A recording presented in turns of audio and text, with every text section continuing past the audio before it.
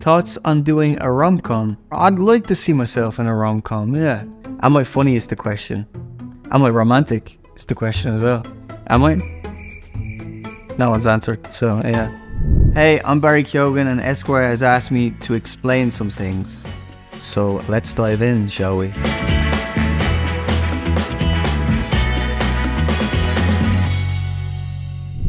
When you play freaky roles, people still adore you. Do you feel the same way about the characters you create?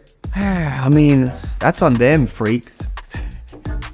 Listen, I don't know what to say to that. There's a level of charm that comes with it, but I want to step away from the freaky roles to see does anyone still adore me? Probably not. What was the most challenging thing about your training for Masters of the Air? The most challenging was to put the costume on. You know, there's so many layers to it and trying to not look sweaty in it, and I think that was one of the most challenging things. You think I'd say flying a plane or something, but you know what I mean, putting the costume on was the most challenging. What was the on-set vibe like when the camera stopped on Masters of the Air? God, that's a lovely picture. What were we talking about actually? I don't know. Oh yeah, I do. I mean, me and Austin spent a lot of time together, you know, because the effort of getting out of the cockpit, first of all, was like, is it even worth it? And it was so much maneuvering and wherever, so we just spent a lot of time getting to know one another, and you know, he's a really, really great guy. But yeah, we shared a lot of stories and, you know, connected in that way. What kind of research did you do to prepare for this role? What surprised you the most about your character? A lot surprised me about everyone's character, you know, just that these kids had to become men, that they had no time to grieve, that they had no time to take in what was going on, and also to humanize them, which is not really research, is to kind of bring a humor to them within all of these tragic events. I am a fashion icon, wow. What's one of your biggest personal style rule? Ice bucket. Face ice bucket, just to look fresh, but that's nothing to do with fashion, right? I guess to feel comfy on the day, and you know, Ilaria, my stylist, you know, she's responsible for everything. I just put the clothes on, I really mean that. But I enjoy it, and I enjoy trying different looks and experimenting with different looks as well, and different brands, and have the right socks on, you know. Which of all of your characters would you like to most want to have dinner with, and why? I think not with Dominic anyways, because he eats with his mouth open, doesn't he? I don't think the Joker eats. And the Sacred Deer, I don't know what's going on there. He likes his pasta.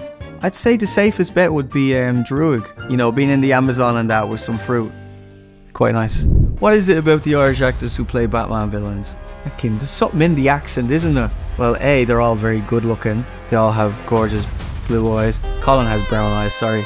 But I remember Colin saying to me that I'd play the Joker when we filmed together on Sacred Deer, and he shouted that one out. He was like, you're gonna play the Joker one day. But I don't know what it is. Yeah. What can you tell us about this project? Not much. Probably nothing at all. Just wait and see. Joaquin gave me dancing tips for my Joker. No, I was just kind of starstruck being Joaquin. I was like, big fan, you're a great actor. And literally that was it. And I was like, can we get a picture please? I'm a massive fan of that man as an actor and as his Joker as well. So I didn't get into it with him. I just thought the picture would be quite iconic as well. But yeah, what a man. What a man. Why did we bring it here? What was the first reaction like on set after you improvised this scene? I think no one spoke for a bit. You know, I'd mud all over me as well. And I mean, there's a lot of crazy things I've done in that movie, so whatever I say right now, after what you've just watched, is you're not gonna even take in, because you're probably shocked by what you just seen. Oh yeah, you have a memorable dance scene in Saltburn. Is there a song IRL that always gets you on the dance floor? What song would that be? I like Westlife, Bop Bop Baby, Uptown Girl. I'm listening to that. Shane Codd, Get Out of My Head. That's one of my. He's a friend of mine as well. It's one of my favorite songs. There's many songs. You know, I'm not really a dancer. That's the thing. I kind of nod my head a little, and then I kind of get into it.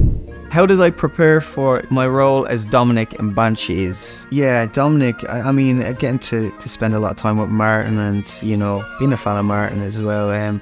Just really understanding the dialogue, and there was a 1 to 10 scale we had in terms of comedic and how far we push him physically and with his twitches and his mannerisms, and so there's a lot of that going on. Dominic was a sweetheart, man. Proper sweetheart. Drew has mind control in the Eternals. Does he? I didn't I'm only messing, of course he does. If you could pick any superpower, what would it be? I think the mind control is pretty good, you know, used in the right way. I'd like to fly, but I'm afraid of heights in that way. So that'd be no use to me. A biggest takeaway learning from working with Christopher Nolan on Dunkirk. That was a massive project, and again, being surrounded with all of these planes and boats, and you know, it gives you no other choice other than to immerse in it. I'd love to go work with Chris again, and I was just fanboying and just watching a master do his thing basically. Explain manifestation, right? For me, manifestation is a combination of asking for the opportunity, not asking for the thing itself or the things itself.